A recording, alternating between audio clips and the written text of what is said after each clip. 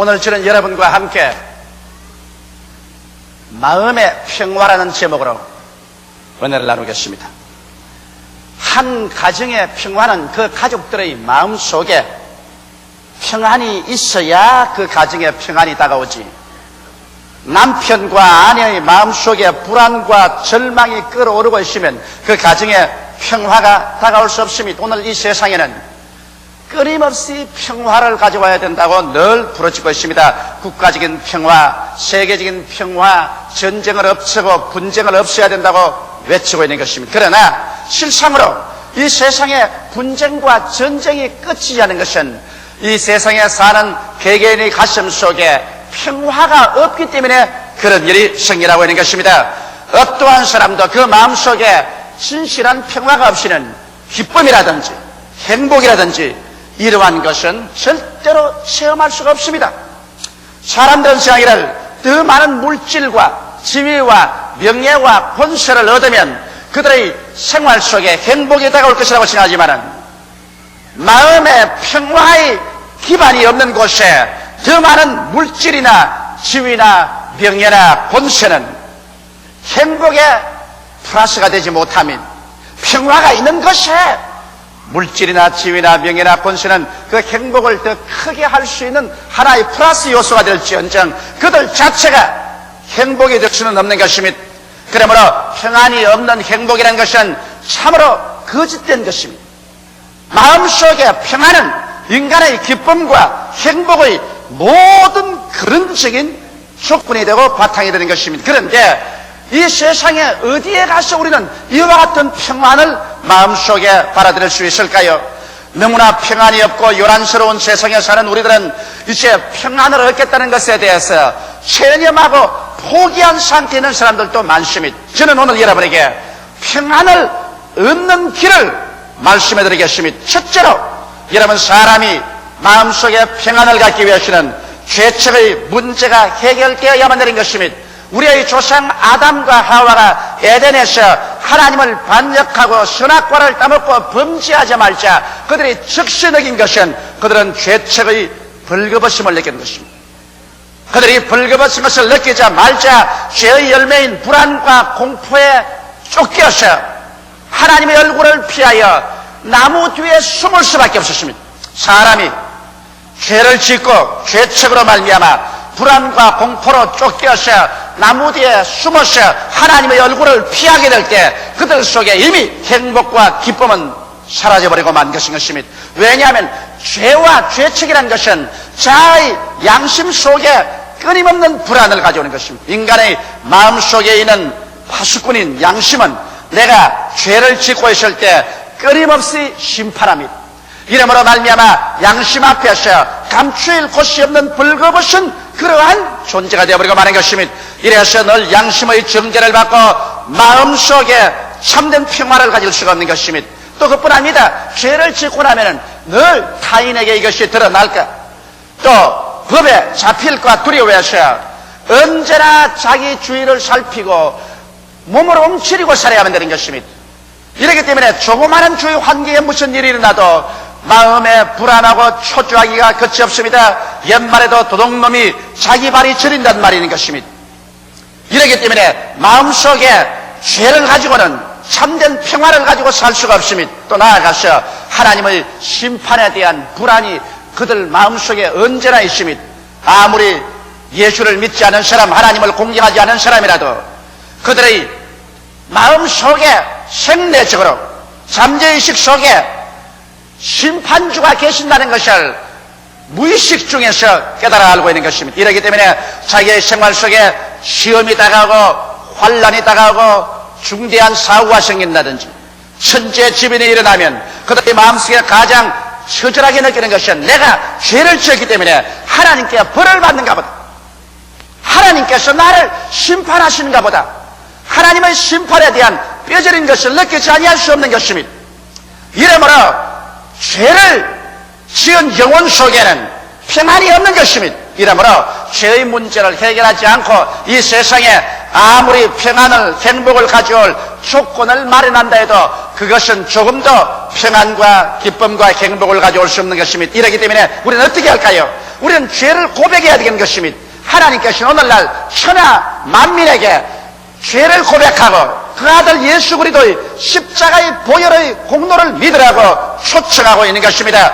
성경은 요한일서 1장 9절에 만일 우리가 우리 죄를 자백하면 저는 미쁘시고 이로우사 우리 죄를 사하시며 모든 불의에서 우리를 깨끗게 해주시겠다고 말씀하신 것입니다. 여러분, 우리가 예수 앞에 나와서 하나님 앞에 우리의 모든 과거의 죄악을 다 고백하고 하나님 앞에 모든 것을 다 토해놓고 난 다음에 예수 그리스도의 십자가를 바라보고 내 죄를 위해서 가시관 쓰시고 양손과 양발에 대못이 박히시고 십자가에서 몸짓고 피 흘려서 죽으신 예수 그리스도를 나의 죄의 대속물로 받아들이고 믿고 구속주로 여러분께서 시인하면 그러므로 말미암아 우리의 죄가 하나님의 은총으로 말미암아 용서받고 그 마음의 불안 그 자리에 하나님의 성령이 와서 거하시게 되므로 한없는 평화가 마음속에 다가오게 되는 것입니다.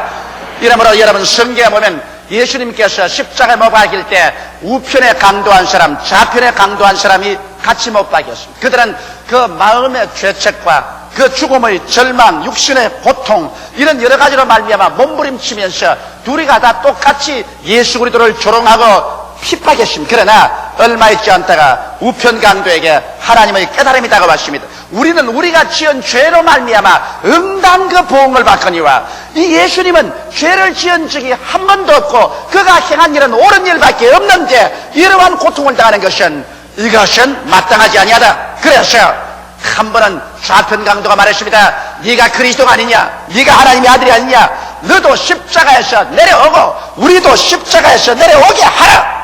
그때 우편 강도가 꾸짖었습니다. 야, 이 사람아, 너는 나와 동일한 죄를 짓고 우리의 지은 죄에 합당한 형벌을 받고 있거니와 이분은 죄를 지은 적이 없나니라. 주여, 주의 나라 임하실 때 나를 기억하여 주옵소서.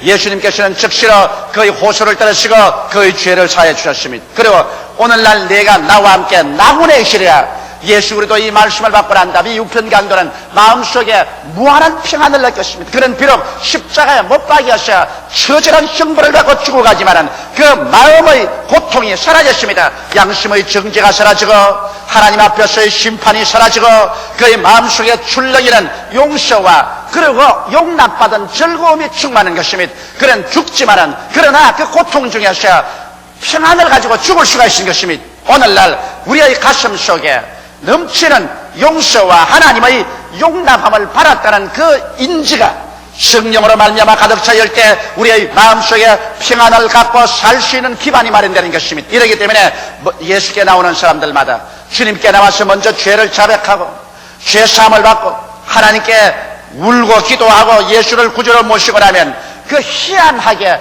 무언지 모르게 모든 세상 걱정거리가 사라진 것처럼 마음이 편안하게 뱃속에서부터 평강에 채워지는 체험을 하게 됩니다. 이것은 죄에서 노연함을 받아 이제는 양심에 쫓기고 그리고 타인과 법에 쫓기고 또 하나님의 심판에 쫓겨서 숨어 사는 그 마음의 자세가 이제는 안심하게 되고 평안하게 되기 때문에 그 결과로 평안이 다가오게 된 것입니다. 둘째로 우리가 마음의 평안을 가지고 살기 위해서는 수고하고 무거운 짐을 하나님께 내어 맡겨야 그러한 평안이 다가옵니다.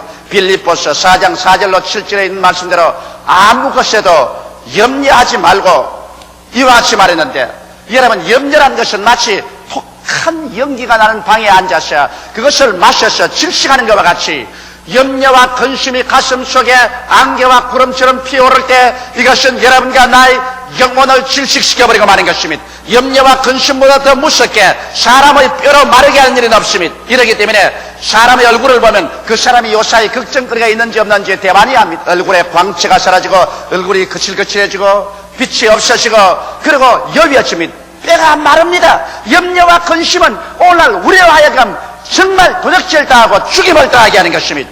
그런데 하나님께서는 아무 일에도 염려하지 말라고 말한 것입니다. 만일 주님께서 염려에 대한 책임을 져주지 않겠다면 우리 보고 그와 같이 입술에 발린 것이로 아무것도 염려하지 말라고 그렇게 말하려는 만무한 것입니다. 주님께서는 수고하고 무거운 짐진 자들아 다 내게로 오라 내가 너희를 쉬게 하라고 말씀하실 때 이것은 주님께서 진실로 당신의 마음의 뜻을 우리에게 표시한 것입니다. 주께서 염려와 근심을 맡아주지 않을 뿐이 우리에게 그런 말로서 우리를 속이려는 만무한 것입니다. 염려는 여러분과 나를 파괴하고 죽이는 공적인 것입니다. 주님께서 이 염려를 자하여 주셔야 우리가 진실로 생명을 얻되 더 풍성하게 얻는 삶을 살아갈 수가 있는 것입니다. 어떻게 염려를 제할까요? 이 성경은 말씀하기를 모든 일에 기도와 간구로 감사함으로 너희 일을 하나님께 아뢰라고 말한 것입니다. 우리가 하나님께 염려와 근심을 가지고 나와서 하나님께 기도와 간구로 이것을 하나님 손에 맡겨야 되는데 어떻게 할까요? 하나님의 약속을 알고 그 약속을 위해 맡겨야 되는 것입니다. 사람들은 말합니다. 기도하고 간구하고 하나님께 맡기려고 해도 하나님 손길을 모르는데 어떻게 맡기느냐고요. 하나님의 말씀은 바로 하나님의 손길인 것입니다. 그러므로 주의 약속의 말씀을 듣고 읽고 난 다음 그 말씀에다가 우리 염려와 근심을 내어 맡기면 주님께서 책임져 주시는 것입니다. 저는 최근에 와서 상당히 많은 마음속에 고통과 시련이 있었습니다.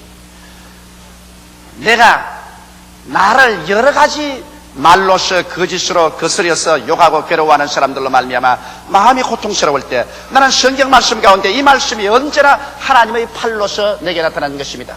내가 직접 원수를 갚지 말고 하나님의 진노하심에 맡겨라. 원수 갚는 것이 내게 있으니 내가 갚으리라. 그래서 나는 그 말씀이 하나님이 내게 뻗어놓은 손길입니다. 하나님 절대로 내가 원수 갚아서는 안 됩니다. 주님 원수 갚는 것이 내게 있으니 내가 갚으려 하셨으므로 주여 주님께 내어 맡깁니다. 주님께서 이제 날 대신 원수를 갚아주시고 주님께서 가장 선하게 이끌어 주옵소서. 이 말씀에 내 마음의 원한을 다 실어서 떠나버려버리고 내 마음속에 원한이 사라져버리고 마는 것입니다. 혹은 또한 교회를 회파하려고 하고 하늘나라를 망치려고 하는 이런 일이 있을 때 저는 하나님께 기도할 때 이렇게 말합니다. 성경에 말씀하기를 전쟁은 여호와의 것이라 너희는 가만히 있어 오늘날 여호와께서 너희를 위하여 싸우시는 것을 보라. 나는 이 말씀을 가지고 하나님께 기도합니다. 하나님 전쟁은 여호와의 것이요 여호와께서 우리를 위하여 싸우심이 교회는 여호와의 것이요 성도들도 하나님의 것입니다. 그러므로 하나님께서 교회를 위해서 성도를 위해서 보호하고 싸우지 아니하면 누가 싸워주시겠습니까? 그러므로 저는 하나님께 이 모든 싸움을 맡겨버리고 가만히 있어 여호와께서 주의 몸된 교회를 보호하고 주의 백성들을 품에 안고 지키는 것을 바라봅니다. 주님이시여 이 약속에 의해서 주님께 모든 염려와 근심을 다 맡겨버립니다. 이렇게 기도할 때 주님께서 염려와 근심을 맡아주시는 것입니다. 내가 병이 들었을 때는 주님께 나옵니다. 주님께서 우리 연약한 것을 친히 담당하시고 병을 짊어지고 가셨다고 하셨습니다. 주께서 채찍에 맞음으로 내가 나음을 입었다고 하셨으니 이것이 주의 손길입니다. 우리 아버지여 이 약속의 말씀 위에 나의 모든 연약과 질병을 맡겨버립니다. 이 약속의 말씀, 이 말씀이 내 질병과 연약을 맡아주시옵소서. 그래서 이 말씀 위에 나의 모든 염려와 근심을 기도와 간구로 내어 맡기되 언제까지 기도하느냐? 내 마음속에 인간의 지각을 뛰어난 하나님의 평화가 채워질 때까지 기도하는 것입니다. 마음에 불안 초기가 있을 때는 아직까지 내가 맡기질 못하는 것입니다. 그러나 내가 계속 기도하고 부르시면 내게 있던 그 무거운 짐이 떨어져 나가서 주의 약속의 말씀 위에 모두 다 실어서 주님께로 보내버리고 마는 것입니다. 주님께로 모든 짐이 옮겨졌다는 증거로서 우리의 마음 가운데 평화가 솟아오르기 시작하는 것입니다. 인간의 모든 이성과 감각을 초월해서 지각을 뛰어넘는 하나님의 평화가 우리의 뱃속에서 생수의 강같이 넘쳐흐르기 시작하는 것입니다. 셋째로 여러분 우리가 마음의 평안을 얻고 살기 위해서는 자족함을 배워야 되는 것입니다. 우리의 환경 가운데 늘 남하고 비교하고 그러고 난 다음 신세한탄하고 원망 불평하면 절대로 평화가 없습니다. 인생은 이 세상에 살면서 있는 것을 감사함으로 받아들이고 거기에 착하고 충성되게 살아나가면 주님께서 있는 자에게는 더 주겠다고 약속한 것이지 원망과 불평과 탄식으로 있는 것조차 감사하지 않냐고 하시면 하나님께서는 있는 것조차 빼앗아버리겠다고 하는 것입니다. 빌립보서 4장 11절로 13절에 내가 궁핍함으로 말하는 것이 아니라 어떠한 형편이든지 내가 자족하기를 배웠노니 내가 비천에 취할 줄도 알고 풍부에 취할 줄도 알아 모든 일에 배부르며 배고픔과 풍부와 궁핍에도 일체의 비결을 배웠노라. 내게 능력 주시는 자 안에서 내가 모든 것을 할 수 있느니라고 여기에 사도 바울은 외친 것입니다. 비천할 때 배고플 때 궁핍할 때 열등의식이나 좌절감을 갖고 원망 탄식하고 파괴지게 되지 말며 풍부하고 배부르고 환경이 좋을 때 음란하고 방탕하며 교만하고 그러고 하나님 없다고 하지 않은 이러한 사람이 될 때 그런 생활에 자족하기를 배우는 것입니다.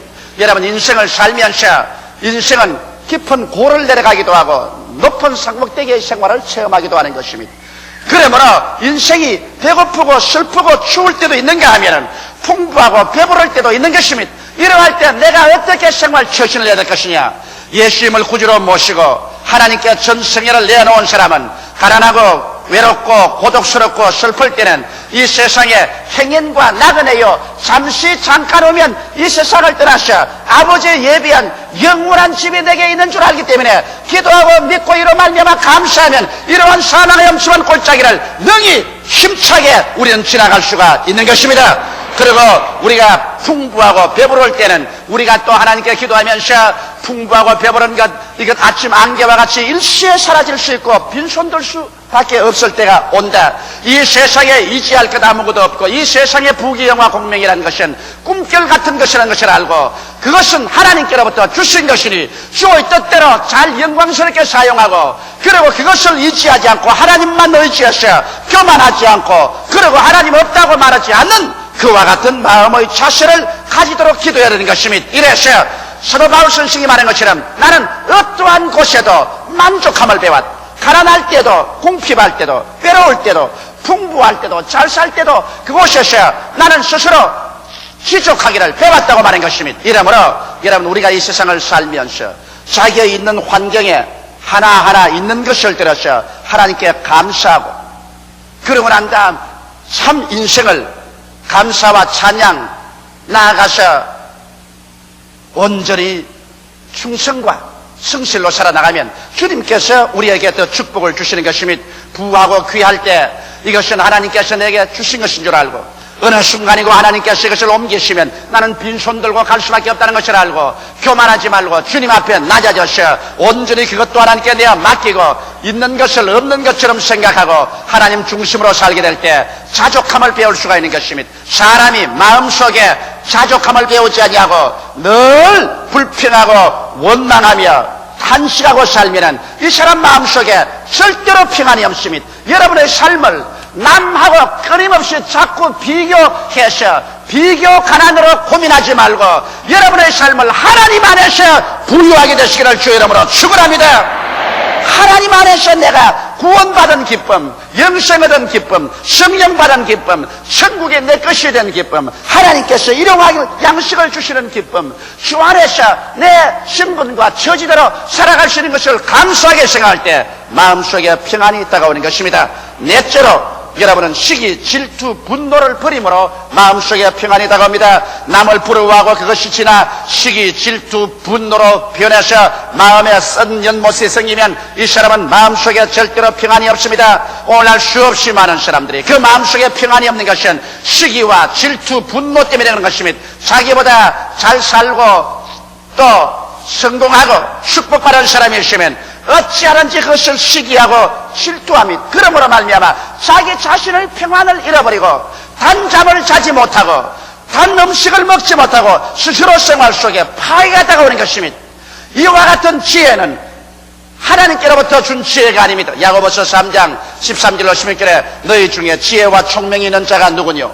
그는 선행으로 말미암아 지혜와 온유함으로 그 행함을 보일지니라. 그러나 너희 마음속에 독한 시기와 다툼이 있으면 사랑하지 말라. 진리를 거스려 거짓말하지 말라. 이러한 지혜는 위로부터 내려온 것이 아니요 세상적이요 정욕적이요 마귀적이니 시기와 다툼이 있는 곳에 요란함과 모든 악한 일이 있습니다.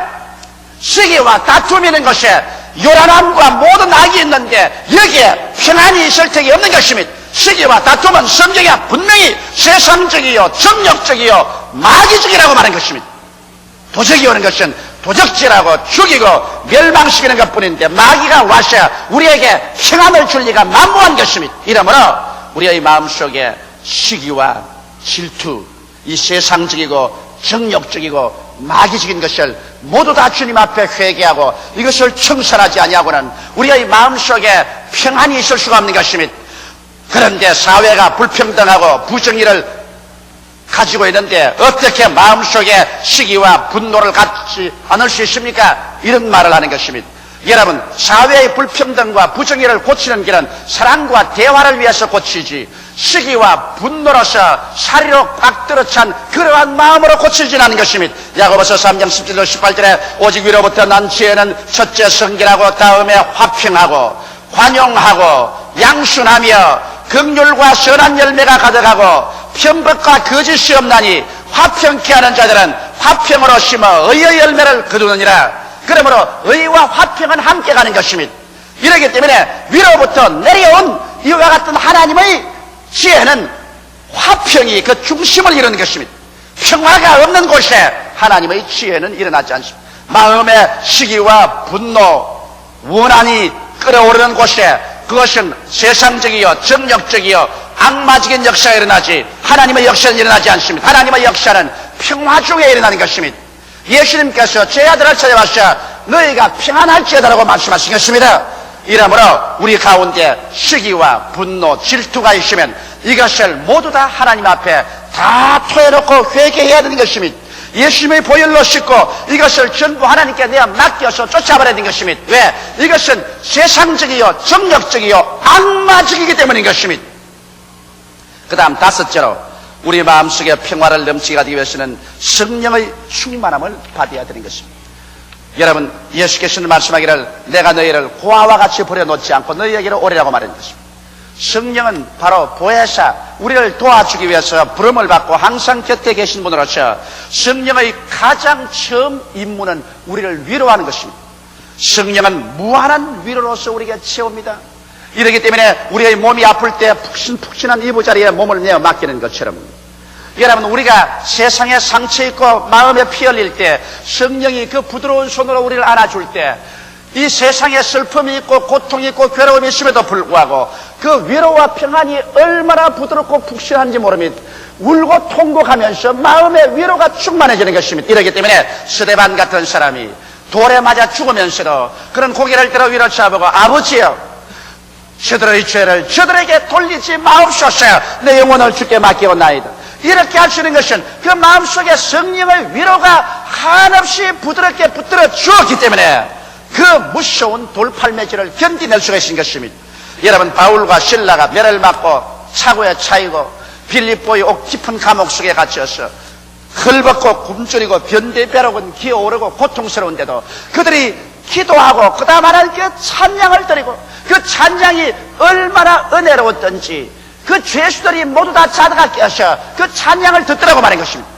아마 그 찬양이 은혜롭지 않았었으면 죄수들이 전별을 하서 이 자는데 밤중에 이 녀석들 예수쟁이 무슨 소리냐 잠잠하지 못해 고함을 쳤을 것인데 그 바울과 실라가 얼마나 성령께 위로를 받아서 성령 충만한 가운데 찬양을 부르니까 죄수들이 다 듣더라. 그래서 하나님이 그 찬양에 얼마나 감동을 했던지 손을 들어 빌립보 씨를 흔들어 버리니 전시가 지인으로 뛰어 흔들리고 감옥문이 열리고 차고가 다 풀리고 그리고 하나님의 기적이 빌립보 씨에 일어나게 된 것입니다. 이와 같이 여러분, 우리의 마음속에 하나님의 위로가 다가오면 한없는 평안이 다가오는 것입니다. 나는 예수님을 잘 믿는 부형님의 이야기를 들었습니다. 버스를 타고 먼 길을 가다가 갑자기 내리막길을 버스가 달려가는 가운데 버스에 핸들핀이 빠졌습니다. 운전수가 고함을 쳤습니다. 버스에 핸들핀이 빠졌다. 이제 버스를 컨트롤할 수 없다. 내리막길을 그냥 곤두박질할 수 없이 버스는 굴러내려갑니다. 모든 사람들이 버스에서 고함을 치며 하나님이여 사람 살려라, 아이고 아버지 어머니 날 살려라 고함칩니다. 그런데 이분은 바로 앞자리에 앉아 있었는데 그 마음속에 갑자기 하나님의 평화가 다가오는데 한없는 평화가 다가와서 이성인지 저성인지도 분간할 수 없는 그 하나님의 부드러운 평화가 그 마음에 가득하여 버서가 마지막 저 밑에 내려가서 고렁탕에 빠져서 뒹굴 때까지라도 마음에 조금도 불안이 없어 평안으로 꽉 들어차고 그리고 아무 상시 없이 걸어 나와서 하나님께 깊이 감사했다는 그 간증을 들었습니다. 그 어른께서는 그 간증을 하실 때 마음속에 어떻게 그렇게 지각을 뛰어난 평화가 넘치는지 몰랐. 우리가 어려운 영을 당할 때 갑자기 성령이 다가오시는 것입니다. 그래서 사탄이 다가오면 성령은 그 사탄보다 더 큰 힘으로 우리를 감싸주는 것입니다. 우리에게 어려운 일이 다가오면 성령은 그 어려운 일보다 더 크게 와서 우리를 감싸주어서 성령이 주시는 그 위로로 말미암아 우리가 마음의 평화를 가지고 어떠한 일에도 당황하지 않고 살아갈 수 있게 만들어주는 것입니다. 이렇기 때문에 주님께서 너희는 예루살렘을 떠나지 말고 아버지의 약속하신 것을 기다리라. 요한은 물로 세례를 베풀었거니와 너희는 몇 날이 못되어 성령으로 세례를 받으려고 말한 것입니다. 성령이 너희에게 하면 너희가 능력을 얻고 여러분께서 위로의 능력, 믿음의 능력, 소망의 능력, 사랑의 능력, 성령이 오셔서 삶의 위대한 능력을 제시해 줌으로 말미암아 성령의 힘으로 평화를 가지고 살 수 있게 되는 것입니다. 삶의 무서운 경쟁, 정신없이 돌아가는 템포, 일의 중압과 스트레스 등 어디를 보아도 마음의 평화를 깨뜨릴 것만 우리 환경 속에 꽉 들어차 있는 것입니다. 그러나 여러분, 저는 태풍이 아무리 요란해도 바다 밑 10m 이하만 내려가면 아주 조용하다는 글을 읽어본 적이 있는 것입니다. 여러분의 뱃속에 하나님이 주시는 그 평안을 가지면 이 세상에 아무리 태풍이 요란하게 불어가도 중심의 평화를 갖고 승리롭게 살아갈 수가 있는 것입니다. 다 같이 계시게 기도드리겠습니다. 살아계신 우리 아버지 하나님, 사람이 무엇해도 그들의 생활 속에 평안이 가장 귀한 선물이 없나이다. 온 세상이 요란하고 천지개벽이 일어나는 그러한 환경 가운데 있을지라도 중심이 평안으로 꽉 잡혀 있으면 내 아버지 하나님 유유히 승리로 살아나갈 수가 있습니다. 우리 옛말에 범에게 물려가도 정신만 차리면 산다고 했습니다. 우리 아버지 정신을 차린다는 것은 마음의 중심에 평안을 가지는 것이 아니겠사옵나이까. 오늘 아버지여 바라옵고 원하오니 우리 주 예수 그리스도의 은총과 하나님의 축복과 성령의 위로 가운데서 우리 모든 성도들이 이 세상에서 도저히 금이나 은으로 구할 수 없는 이 평화로서 충만하게 되게 하여 주시옵소서. 예수님 이름 받들어 기도하옵나이다. 아멘.